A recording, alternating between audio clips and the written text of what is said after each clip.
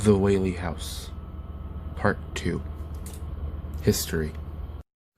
A special thanks to GZDude13 for writing the script for The Whaley House. If you haven't already, go check out his work.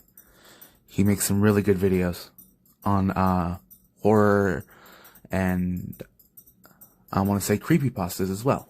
So yeah, go check him out.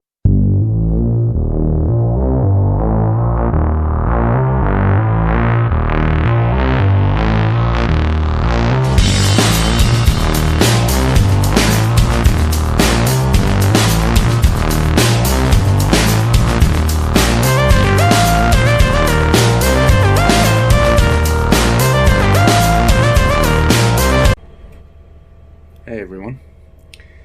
So, part 2 of the Whaley House and its history. Where we left off, we had left off right where Mr. Tanner died on December 17th, 1868. Continuing on from there. Between 1869 and 1871, Mr. Whaley rented out the old granary to the county of San Diego for $65 a month to be used as a courthouse.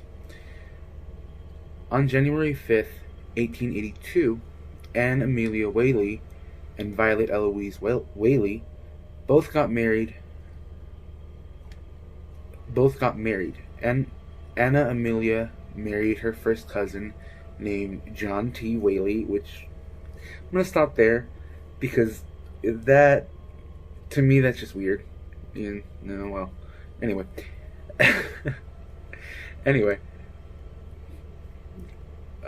John T. Whaley, while Violet Eloise married a man named George T. Bertolek. I'm probably butchering that one. Bertolecki, I think that's what it's called. I don't know. Correct me if I'm wrong. What Violet didn't know was that her new husband was actually a con artist. While returning home from their honeymoon, 2 weeks after the wedding, Violet woke up to find that the scheming, vile, and repugnant pig Berlecki had disappeared. He had married Violet in the hopes of collecting a substantial and significant dowry when marrying a member of the Whaley family. This betrayal proved to be a devastating social, emotional, and physiological blow to Violet. Well, never marry a con artist. Well, unless you know they're a con artist first. In this case, still bad. That's still bad. Social standards of the time led to society looking down on and shaming Violet. Bertolecki humiliated his new wife when he left her to virtually conduct the walk of shame when he abandoned her partway into their travels home. Late 19th century Victorian society snubbed Violet for traveling home unchaperoned, especially without her husband, primarily because of how soon it was after her marriage and honeymoon. Now that back then it was kind of hard for women, from what I'm reading here, especially for Violet, which kind of sucks.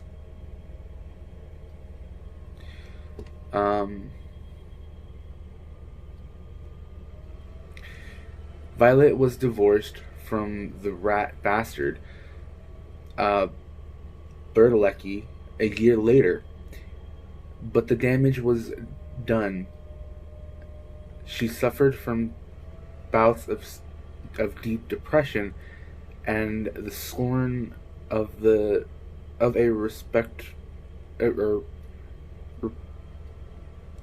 reproachful society. The scorn of a God, I can't talk today. Reproachful society.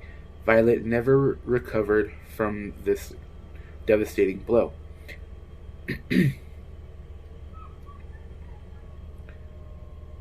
And on August 19th, 1885, she committed suicide by shooting herself in the heart with her father's .32 caliber revolver.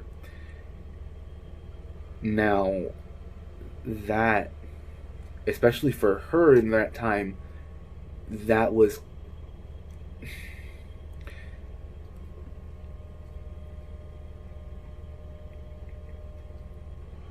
that would be hard on anyone, especially the way that it went down for her. And it was a shock. I bet it was a shock for everyone, including her family, to find out that she committed suicide. But again, for her, I think it was the weight of everything that kind of went down to where she couldn't find her bearings on anything anymore. She couldn't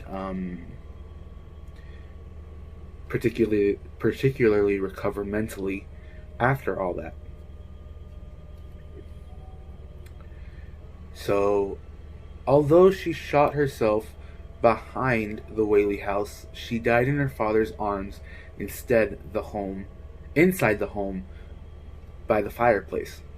Violet's suicide note read, "Mad from life's history, swift to death's mystery, glad to be hurled anywhere out of this world." Her father, I don't think her father had taken very well to that either. She technically died in his arms. So I'm gonna make an early guess here and say that everything kind of even went more downhill than it was before. The suicide note was from a passage to a famous poet called Bridge of Sight. Poem called Bridge of Sight by Thomas Hood. At the time, Corinne Lillian was engaged to be married. However, because of the negative attention from the suicide, her fiance canceled the engagement. And there goes another. Okay. Her fiance called off the engagement. Called off the engagement. These tragic events proved to be too much for Mr. Whaley, and he built the family a single-story home located in downtown San Diego at 933 State Street. So, yeah, they had to move because of everything that happened. The Whaley house was rented out for over 20 years, during which the building fell into despair.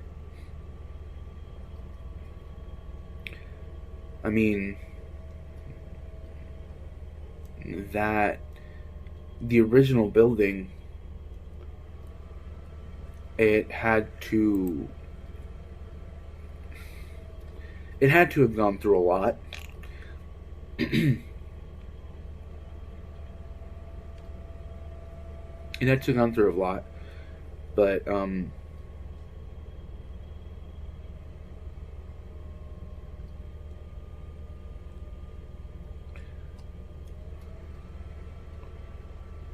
I mean, with everything that happened, of course,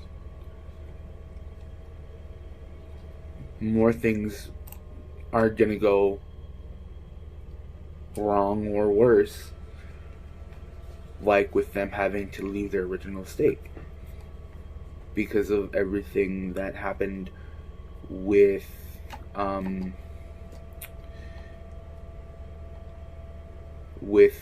Violet.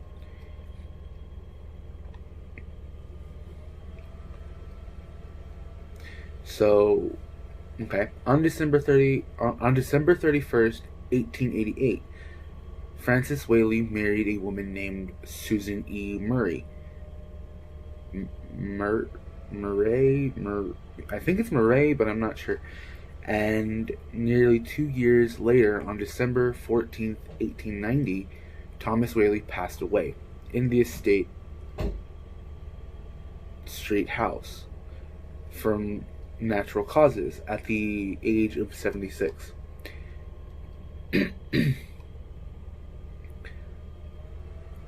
Despite having passed away at 933 State Street, there have been multiple accounts of seeing the ghost of Mr. Whaley at the 2476 San Diego Avenue house. Now, I am a believer that even though a spirit died in one particular house, if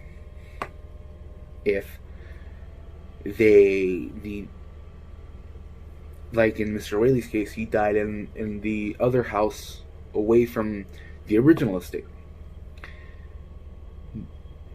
And, sometimes we have a connection with one place even though we died at a certain place or something like that. So our spirits, in turn, I don't know if they technically decide. I don't know. But being that the original house was technically built by Mr. Whaley, I do feel like he would want to go back there. He would want to go back to his original estate and, in a way, kind of stay there, not even having, or not. It's not even about having a choice. It's more about like him just wanting to stay there because he likes it. I mean, who's not to say he can move on, but decides not to.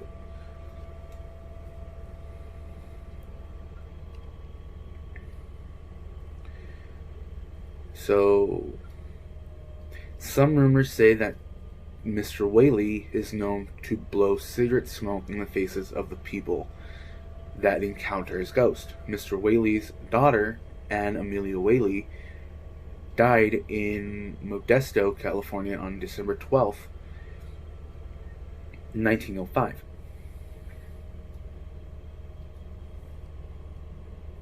Towards the end of 1909, Francis Whaley started restoration on the Whaley House and opened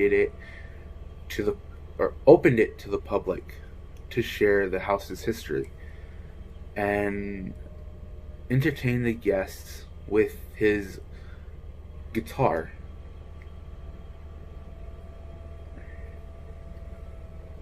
By 1912, Mr. Whaley, Corinne Lillian, George, and Francis all lived in the renovated home. A year later, on February 24th, 1913, Mr. Whaley would pass away in the house from natural causes at the age of 80.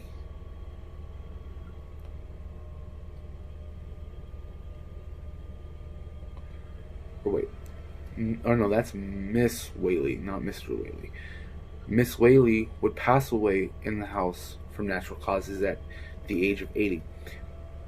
The following year, on November 19th, 1914, Francis also passed away. George would die much later.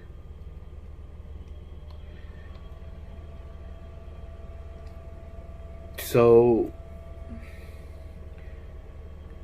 more or less, some of the family passed away from the house. Others died in the house. Um,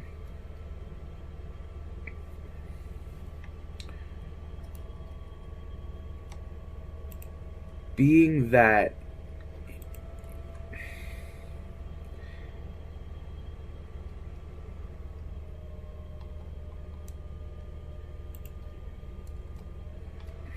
in a way that was their original home. Yeah, of course they're gonna want to go back there. They're gonna want to, you know, stay in the house or check on it and see who's actually coming in, and even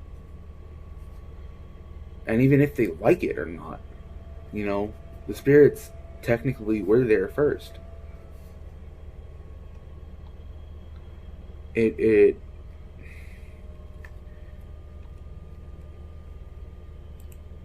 it's not a I mean, it's not a bad thing. I mean, I have heard that there are some not so good spirits there as well.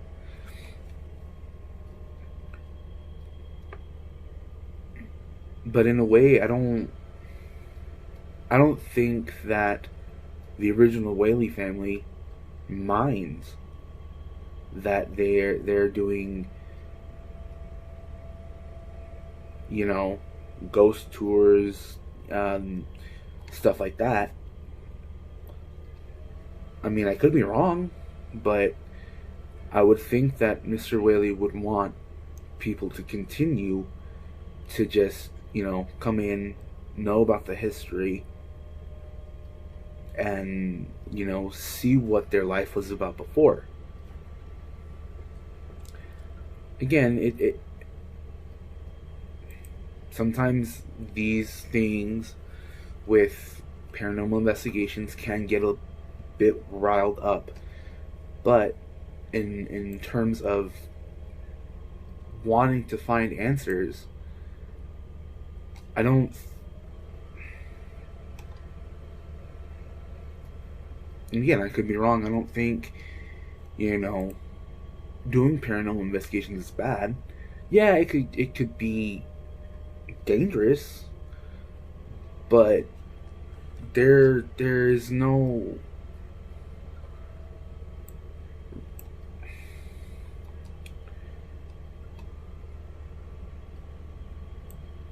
I mean, is it really ever not dangerous to paranormal investigate?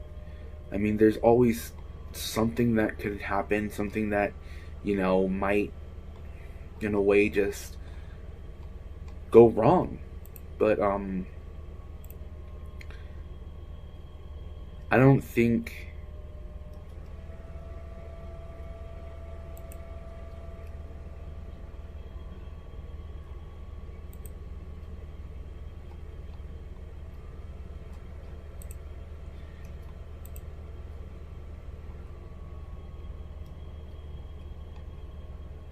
I don't think that it in any way is good, because it's not.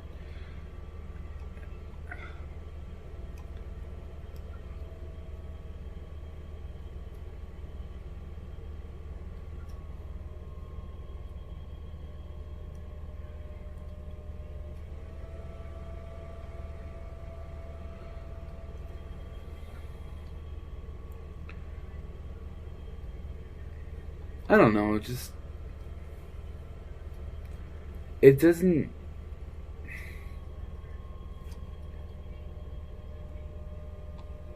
To me, what happened with the Whaley family, it doesn't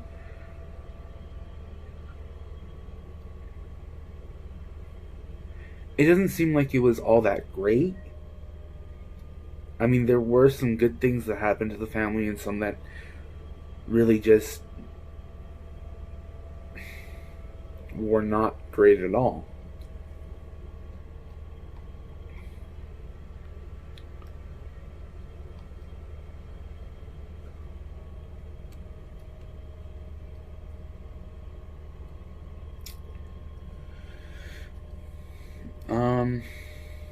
But, you know, with the Whaley house, it's still ripe with, you know, ghost sightings and paranormal investigations to be done, but it can be very dangerous. So, yeah, it's just, I guess, paranormal investigator, your own risk. um, but that was pretty much it for the rest of the history. I mean, as we already know, they all passed away somewhere away from the house or in the house, and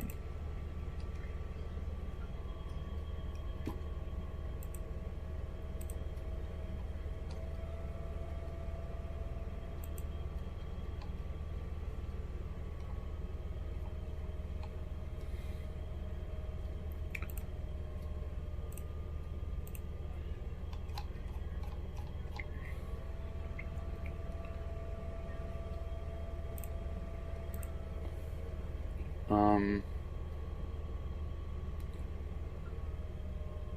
sorry, my train of thought is just going everywhere. But in in terms of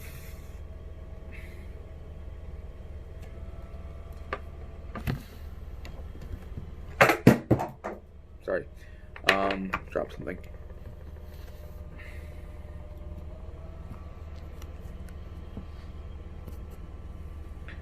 Um, I think I missed a part, so let me. I'm just trying to check all the information that I have here.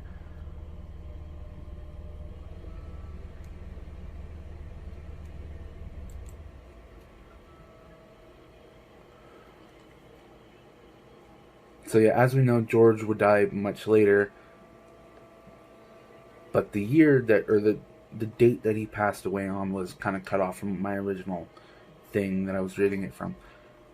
George would die much later on January 5th, 1928. Um, and I think the last the last of the Whaley family that actually passed away in the original estate.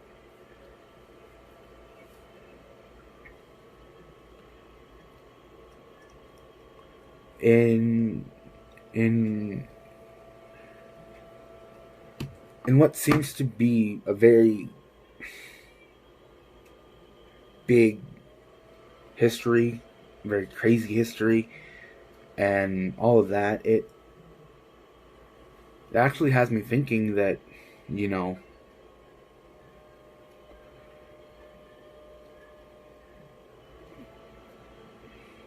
who what if there's way more to actually just than that. What if there's way more than just the history of the house itself? And I think that's what my next video is going to be on, is what else can I find if not just history? Because in my first video that I did of this, I said that there have been a lot of paranormal investigations, very big from very big paranormal investigators, like I believe Ghost Adventures did one. I know a couple of YouTube channels did an event. Not, I don't think it was an investigation, more history and stuff like that. I know BuzzFeed done something like that. But there were some very big paranormal investigators that had actually gone to the Whaley house and found some interesting things through their investigations. So I think I'm gonna, in the next video, I'm gonna go through everything regarding paranormal investigations, because that in itself has a lot of not information, more just truth to the house itself. And all the findings that they had done, these paranormal investigators have done, they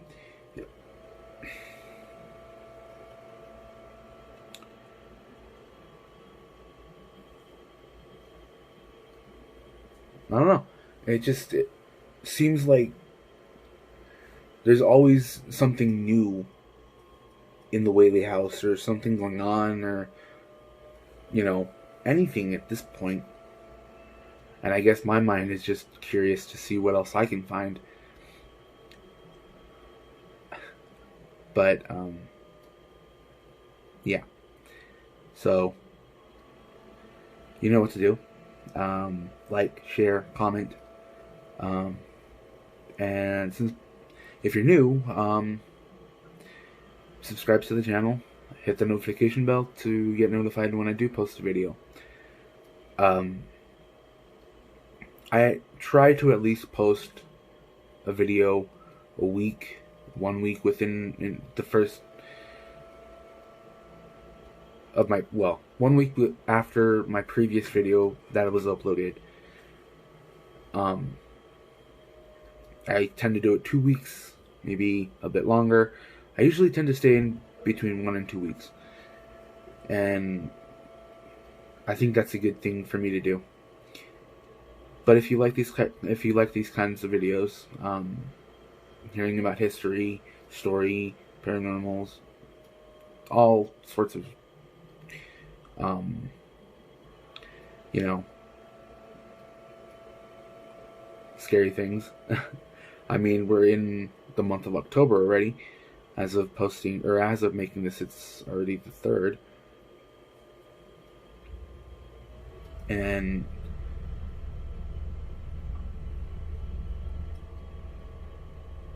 And I feel October is a very good month to do scary stories, or, you know, horror stories.